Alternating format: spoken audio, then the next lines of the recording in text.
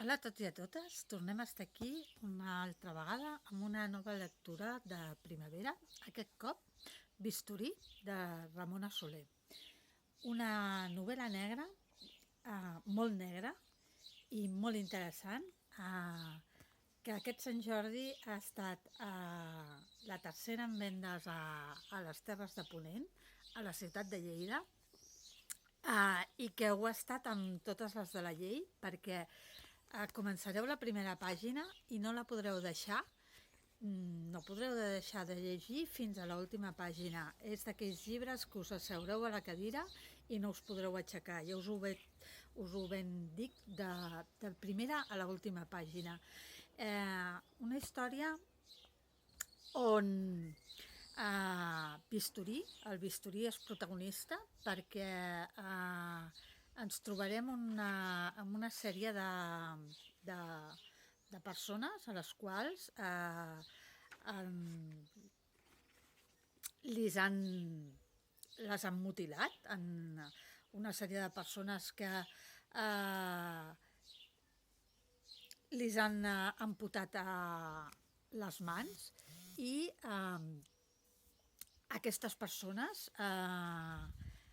sembla que no volen, diguéssim, fer cap denúncia del que els ha passat, de l'agressió que han tingut, i els Mossos, en principi, doncs no poden, diguéssim, fer més indagacions més enllà de les primeres passes que han fet sobre les agressions, perquè els escenaris estan completament nets, no? I a partir d'aquí comencem a veure les traces de què podrà ser aquest escenari d'aquestes amputacions, d'aquest bisturí que talla la carn, que talla les mans, no? Amb aquesta portada tan magnífica que ens trobem, obra de l'Àlex Santaló, que il·lustra perfectament la història d'aquesta novel·la negra. I comencem a rumiar, no? A pensar què és el que porta algú a fer aquestes amputacions, no? I rumiem amb l'autora, rumiem alhora que l'autora, no? Perquè l'autora ens posa també amb els pensaments, no? Alhora que ens posa, per una part, ens fa anar amb els Mossos, no? Amb els Mossos, amb els periodistes, protagonistes que van intentant esbrinar quina és la història d'aquests amputats, quina és la història de qui ha fet aquestes amputacions, no? Els periodistes i els Mossos que intenten esbrinar-ho tot plegat, però alhora també ens posen la ment de qui ha fet aquestes amputacions, no? I intenta que pensem com ells, no? Que intenta que esbrinem què és el que volen fer. En algunes ressenyes he vist que diuen de seguida he sapigut de què es tractava.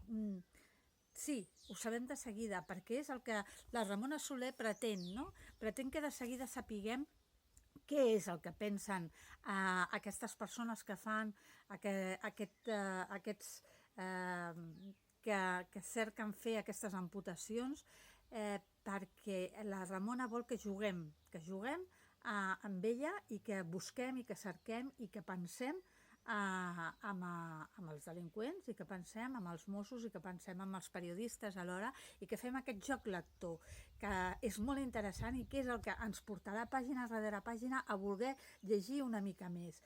És una manera de jugar amb nosaltres que té la Ramona, de fer-nos aquesta atracció, que ens atreu cap a dintre del llibre, de manera que no ens puguem deixar de llegir ni en un sol instant. Ja ho feia als seus llibres anteriors, a Instint de supervivència i a Quaderns, als seus llibres anteriors, però diguem que a Bisturí la Ramona Soler ja fa una novel·la negra molt més madura, molt més equilibrada, que té tots els fils resolts un per un, tots els seus personatges són molt ben trebats, estan psicològicament molt ben enquadrats, la trama està molt ben portada, tècnicament a nivell policial, a nivell mèdic, a tots els nivells està molt ben traçada, de manera que no trobareu cap fil per deixar de lligar i us portarà ràpidament cap al final, de manera que no puc explicar molt de la trama perquè de seguida us faria spoilers, però dir-vos que aquestes persones amputades, aquestes persones que fan anar al bisturí, i aquests policies, aquests Mossos d'Esquadra i aquests periodistes i aquestes periodistes i aquestes Mosses d'Esquadra ens portaran per un camí que mai hauríem pensat i que ens arribarem a l'última plana i la Ramona Soler ens deixarà garrativats, perquè el gir final no us l'esperaríeu mai. És una novel·la que et deixa garrativada fins a l'última pàgina. Ja us ho ben asseguro. És d'aquelles novel·les que et deixa ben ple fins a l'última línia. No us la podeu perdre.